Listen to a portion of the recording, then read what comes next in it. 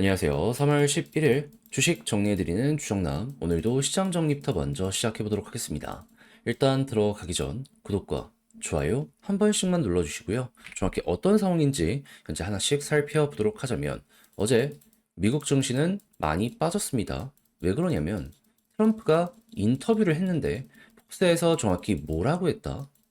이 관세가 경기를 둔화시키는데 영향 줄 수 있다 대놓고 인정했습니다. 하지만 더욱더 위대한 미국을 만들기 위해서 이는 과도기, 필요한 일이기 때문에 거쳐야 된다라는 발언을 했어요. 그럼 당연히 단기적으로 시장은 여기에 맞춰서 조정을 받게 될 수밖에 없기 때문에 한동안은 리스크가 커지겠네 라고 생각을 하는 이들이 많아지게 될 수밖에 없지 않겠습니까? 그러다 보니까 지금 증시에 부담이 많이 작용을 하고 있구나. 이게 핵심이다라고 파악을 하시면 되겠습니다. 그러다 보니까 현재 1분기 이 미국의 GDP 감소 가능성에 대한 이야기들도 들려오고 있고요. 이외에도 소비자 재정, 기관론도 점점 올라가는 모습이 보여지며 취업에 다시 도전하는 자신감도 떨어지고 있다라고 합니다. 자, 그러다 보니까는 경기 침체에 대한 우려도 굉장히 높아지게 되었다라는 걸 확인을 할 수 있는데 까딱 잘못하면 이거 스태그플레이션까지 올 수 있다라고 하거든요. 경기는 둔화되는데 물가는 높아지는 수월하게 해결되지 않는다면은 앞으로도 큰 부담이 될 수밖에 없겠죠. 한데 저는 일단 오케이 이런 것 때문에 단기적으로는 안 좋다라고 하더라도 장기적으로는 좀 괜찮을 수도 있다라고 생각을 하거든요. 왜 그런지에 대해 말씀드리면 일단 여기서도 뭐 2분기부터 경제가 비상할 것이다라고 이야기하는 것 볼 수는 있는데 조금 더 길게 한번 살펴보면 이번 관세를 높이는 걸로 미국의 경기가 둔화되면 어떤 일이 발생할까요? 사람들의 소비가 일시적으로 훅 하고 줄어들게 될 겁니다. 그러면 물가가 조금 올라간다라고 하더라도 소비 자체가 줄면 공급은 일정하게 진행이 될 것이기 때문에 물가 안정에 이거는 도움이 될 수 있지 않나? 그리고 이런 상황에서 소비가 줄면은 자연스럽게 유가도 떨어지게 될 수밖에 없습니다. 한데 그냥 단순 소비력 주는 것으로 유가가 떨어지는 거에서 끝나는 게 아니라 현재 트럼프는 유가 쪽에 어떠한 좀 손을 대고 있는 상황이다. 당긴과 채찍을 흔들면서 보다 많은 생산량을 강요하고 있습니다.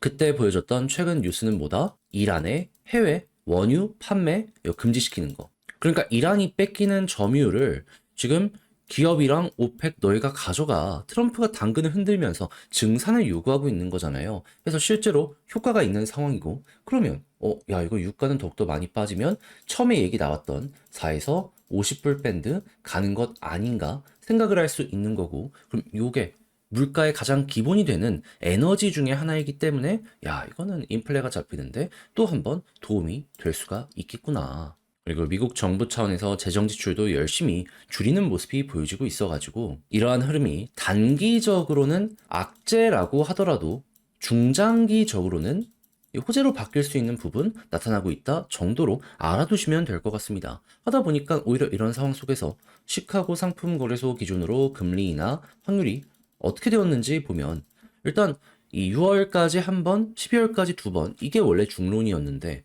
세 번에서 지금 뭐 네 번부터 해서 6월 안에 50bp의 금리를 인하할 수 있다라는 얘기까지 들려오고 있습니다. 그러면 완벽한 경기 침체가 아니라 적당한 수준의 경기 둔화와 함께 이러한 흐름이 보여지게 된다면 이는 증시에 오히려 중장기적으로 도움이 되는 내용이다. 이렇게까지 생각을 해보시면 될 것 같습니다. 그리고 결과적으로 이 미국이 원하는 금리 인하가 꾸준하게 진행이 되면 어떤 게 보여지게 될 것이다? 일단은 금리에 맞춰서 집 월세 가격도 굉장히 높아졌던 거잖아요. 이게 나름의 안정세를 보여주게 되면서 물가가 잡히는데 가속도를 보여주게 될 것이고요. 그리고 이게 어떻게 보면 하이라이트라고 생각합니다. 이것 때문에 지금 미국이 굉장히 급하게 움직이는 게 아닐까 싶어요. 미국의 상업용 부동산에 대한 리스크가 조금이라도 줄어들게 될 수밖에 없을 겁니다. 아시는 분들은 아시겠지만 미국 쪽에서 이 상업용 오피스 이런 쪽에 이 부동산 리스크가 점점 커지고 있고 25년, 26년, 27년 이렇게 3년에 몰려가지고 제가 알기로 수천조 거의 경단이 이 정도의 이 부동산 만기가 도래한다? 지금 알려지고 있어요. 근데 미국은 우리랑 다르게 이 담보물을 대상으로 은행이 좀 대출을 내주잖아요. 근데 만약에 지금 이거 뭐 3분의 1 가격으로 떨어진 것들도 계속해서 나오고 있는 상황이고 한데 이거 만기가 딱 왔는데 갱신이 안 되면 그럼 결국에 이거는 은행이 다 뒤집어 써야 되지 않겠습니까? 그럼 이제 무슨 일이 발생을 한다? 은행, 나 죽는다. 그래서 실제로 그 작년이랑 재작년에 그 지방은행 리스크로 확 미국에서 터졌던 거 생각을 하면은 이게 한 번 더 나올 수도 있기 때문에 지금 트럼프는 이걸 막기 위해 조금 더 적극적으로 움직이는 것이 아닌가, 이 부분도 한번 예상을 해보시면 좋겠습니다. 근데 만약에 이렇게 월세를 낮춰주고 금리를 인하하면서 좀 완화시켜주는 모습이 보여줌에도 불구하고 산업용 부동산의 리스크가 훅 하고 커지는 모습이 보여지게 된다면, 네, 그러면 코로나처럼 서프라임 모기지처럼 증시가 한번 더 박살나는 모습이 여기에서 리스크로 작용이 될 수 있다는 건 감안을 하시면서 보시면 좋겠습니다. 근데 개인적으로 좀 많이 걱정이 되는 건 뭐냐면 이 상업용 오피스 쪽의 가격이 좀 안 좋은 것도 있는데, 제가 깜짝 놀랐던 게 뭐냐면은 상업용 오피스뿐만 아니라 미국의 멀티패밀리라고 있거든요. 이게 그냥 한국의 아파트 같은 건데, 근데 이거 한 동 자체를 기업이 보유하면서 월세를 주는 거거든요. 근데 미국의 주택은 지금 굉장히 나름 나쁘지 않잖아요. 호황이잖아요. 근데 멀티패밀리 같은 경우에도 어떤 소식이 들려오고 있냐면 금리 부담 때문에 이 경매로 나오게 될 가능성이 높다는 얘기가 들려오고 있습니다. 그러면 멀티패밀리가 이 정도면 상업용 오피스는 도대체 어느 정도냐? 해서 좀 자세히 찾아봤더니 최근에 막 3분의 1 가격, 4분의 1 가격으로 넘어갔던 이런 건물들이 있잖아요. 그게 그나마 괜찮은 거라는 얘기가 있습니다. 너무 펀더멘탈의 상처를 입어서 나오지 못하는 게 대다수래요. 과연 이 트럼프가 이걸 어떻게 대응을 하려고 하는지. 아무튼 해서 제 개인적인 의견을 좀 말씀드리도록 하면은 금리 인하가 뭐 중기적으로는 좋은데 결국엔 이 부동산을 어떻게든 이 회복을 시키고 망가지지 않게 하려는 하나의 좀 큰 그림? 저는 이렇게 보여갖고 이런 의견도 있구나, 참고 한번 해보시면 좋을 것 같습니다. 아무튼 좀 길어졌는데, 아무튼 이런 상황 때문에 지금 미국 증시가 빠지고 있고 앞으로 조금 더 안 좋을 가능성은 있다 정도로 파악을 해두시면 될 것 같습니다. 그랬을 때 국제유가는 WTI 기준 66달러까지 다시 빠지는 모습 보여주게 되었고요. 채권은 강세, 달러는 강세, 금 가격은 하락 마감하게 되었습니다. 이외에 볼만한 것들은 뭐가 있는지 살펴보도록 하면, 지금 중국에서 기술 쪽을 굉장히 많이 밀어주는 모습이 보여주고 있죠. 했을 때 AI 딥시크가 전면에 나왔습니다. 그렇다라고 한다면은 요거 관련되어 있는 중국 주식들 지금도 좋은데 앞으로도 좋을 수 있으니 한번 꾸준하게 살펴보시면 좋을 것 같고요. 근데 중국이 이렇게 올라오는 걸 미국에서 계속해서 보고만 있진 않을 것이기 때문에 이번 6월 정상회담 때 과연 미국의 압박이 어떻게 들어갈지 관심 있게 지켜보는 것도 좋을 것 같습니다. 그리고 반도체 같은 경우에는 지금 계속해서 좀 단가가 떨어지다가 다시 반등하는 모습이 보여지고 있는데, 근데 중국에 대한 압박이 미국에서 계속 커지는 모습이 보여지게 된다면 우리 입장에서도 팔려고 하다가 멈칫할 수 있거든요. 이런 거는 한 번 정도는 또 걸림돌이 발생을 할 수 있겠구나 정도로 예상 한번 해보시는 것도 좋을 것 같습니다. 자, 그리고 AI 열풍에 PC 시장이 반등을 했었는데 트럼프의 관세 스톰에 이거 찬물 뿌려지는 것이 아니냐 얘기가 나오고 있습니다. 왜냐하면 생산 기지가 대부분 중국에 몰려 있거든요. 그러면 이 PC 같은 경우에도 들어가는 이제 부품들이 많을 거 아니에요. 이쪽은 약간 보수적인 관점으로 일단 살펴보는 것도 좋을 것 같습니다. 자, 그리고 천연가스 관련해가지고 이야기가 굉장히 많이 들려오고 있는데 재생 에너지가 대체 전부 못한다는 이야기 들려오고 있거든요. 그래가지고 보다 더 이제 천연가스의 생산량을 증가시키기 위해서 알래스카에서 요거 관 끌고 오는 거, 요것들도 굉장히 한국, 일본 끌어들여서 좀 키우려는 모습이 보여지고 있는 거잖아요. 하다 하면 이건 한국도 따라가게 될 수밖에 없기 때문에 LNG 관련으로 엮여있는 회사가 있다면은 주목을 해봐야 될 필요가 있겠구나, 기대 한번 해보시는 거 좋겠습니다. 그리고 조선은 너무 좋은 상황이고, 그리고 이 원전을 이용한 컨테이너 선도 만든다라고 하고 있기 때문에 요거 같은 경우에도 미래가 나름 밝거든요. 왜냐하면 에너지, 그러니까 석유값을 영구적으로 안 쓸 수도 있다라는 건데, 전기차의 개념으로도 잘만 하면은 이게 또 미래의 먹거리가 될 수 있겠구나라고 생각을 하면서 쭉 보시면 될 것 같습니다. 자, 그리고 로봇 같은 경우 테슬라에 이어서 중국도 어떻게든 치고 가려는 모습이 보여지고 있습니다. 굉장히 저렴하게 판매를 하는 모습이 보여지고 있거든요. 그러면 지금 앞서가면 앞으로도 계속해서 치고 갈 가능성이 있기 때문에 한국 같은 경우에도, 그리고 미국 같은 경우에도 휴머노이드 관련으로 연결된다면은 지금은 어떻게든 이 끌고 가야 되는 타이밍이겠구나 라고 생각을 하시면서 이쪽도 보시면 좋겠습니다. 자, 그리고 AI를 이용한 다양한 이러한 기존 사업에 반영하는 이런 것들 커지고 있거든요. 이쪽 시장이 이제 꾸준하게 매출되는 이쪽 한번 보시면 되고요. 마지막으로 MLCC 수요 확대로 인해서 카메라부터 시작해서 이제 다양한 쪽들 안 좋은 시장 속에서 성장하는 이런 게 보여주고 있으니까 이렇게 연결되는 회사들 같은 경우에는 조금 더 지켜봐도 되겠구나라고 감안을 하시면서 이 뉴스도 이해를 해보시면 될 것 같습니다. 자, 이렇게 해서 시장 한번 쭉 봤는데 어떻게 여러분들께 도움이 되었을지 모르겠어요. 잘 보셨으면 구독과 좋아요 한 번씩만 눌러주시면 정말 감사드리겠고요. 지금 말씀드린 내용은 장 시작하기 전 텔레그램 공방을 통해서 같이 한번 공부해보자 안내드리고 있으니까 이렇게 보고 싶다라고 하시는 분들은 영상 소개란에 있는 링크 클릭하시고 입장을 하셔서 내용이 마음에 든다면 따봉 한번 눌러주시면 감사드리겠습니다. 자, 그러면 개별 종목 살펴보도록 할게요. 안녕하세요. 제가 이번에 가지고 온 종목은 두산 에너빌리티를 가지고 왔습니다. 일단 미국발 악재 때문에 좀 빠지는 모습이 보여주고 있긴 해요. 하지만 지금 상황 굴러가는 걸 보면 이게 두산에게는 장기적 호재로 바뀔 수도 있을 것 같거든요. 정확히 무엇을 봐야 되는지 핵심을 풀어보도록 할 테니까 일단 들어가기 전 구독과 좋아요 한 번씩만 꼭 눌러주시면 정말 감사드리겠습니다. 자, 일단 지금 조정이 왜 나오고 있다?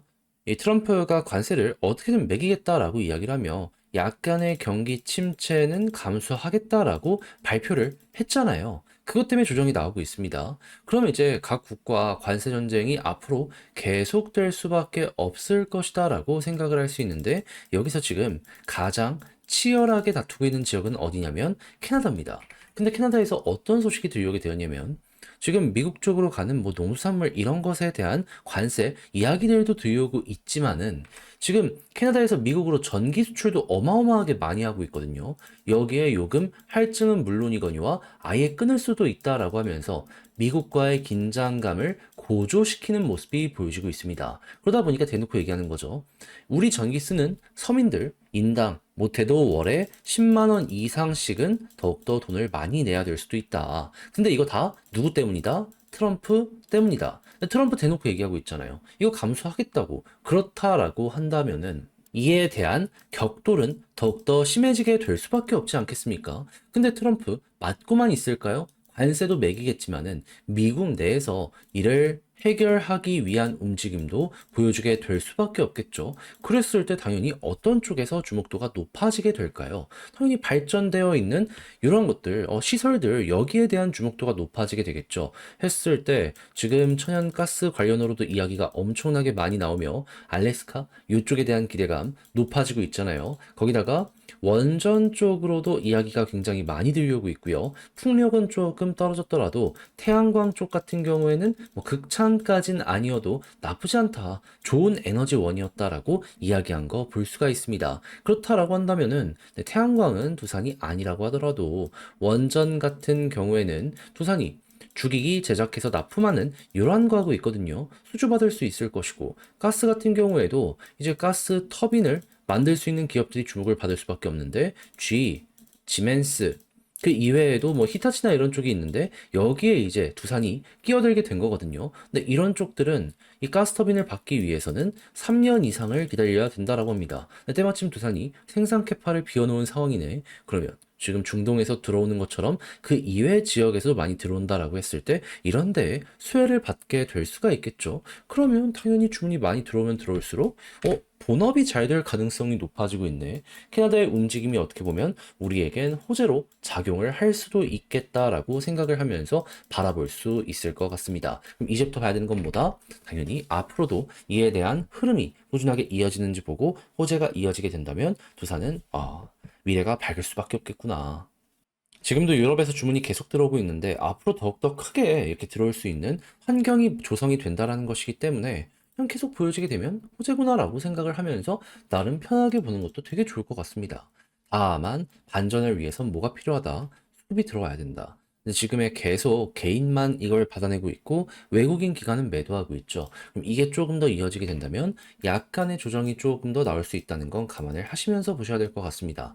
하지만 이 둘이 컴백하는 모습이 보여지게 된다면 그러면 요 상승 자체가 이 둘로 인해서 만들어지게 된 것이기 때문에 이번에도 바닥 잡힐 가능성 높다라고 생각하시면 되고요. 그랬을 때 일단은 볼린저 밴드 하단 여기 이탈 안 하면 되지만 이탈한다라고 했을 때 마지노선을 60일선 중심으로 일단 바라보시는 거 괜찮을 것 같습니다. 그리고 나서 만약에 반등하게 된다면 21선 언제 뚫는지 보시면 되고요. 돌파 이후에 자리가 잡히게 된다면은 그럼 여기서도 결국엔 볼린저 상단까지 가는 이런 패턴을 많이 보여줬기 때문에 과거에 그랬던 것처럼 이번에도 또 한 번 일단 여기까지 그리고 나서 돌파까지 한다면 그때 단기 변동성 기대 한번 해보자라는 마인드로 이끌고 가보시면 되겠습니다.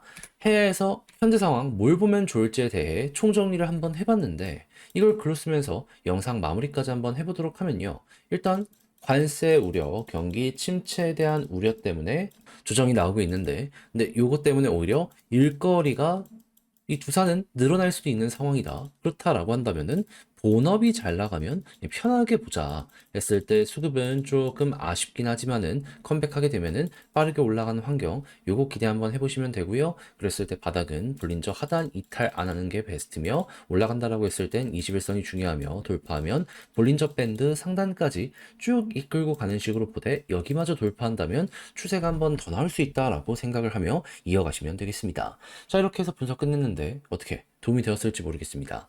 내용 잘 보셨으면 좋겠고요. 전 다음에 더 좋은 영상으로 다시 인사를 드리겠다라고 말씀드리며 이상 주식 정리해드리는 주정남이었고요. 이번 주 남은 시간도 화이팅 하시길 바라며 그럼 저는 내일 더 좋은 영상으로 다시 인사를 드리도록 하겠습니다. 끝까지 시청해주셔서 감사합니다.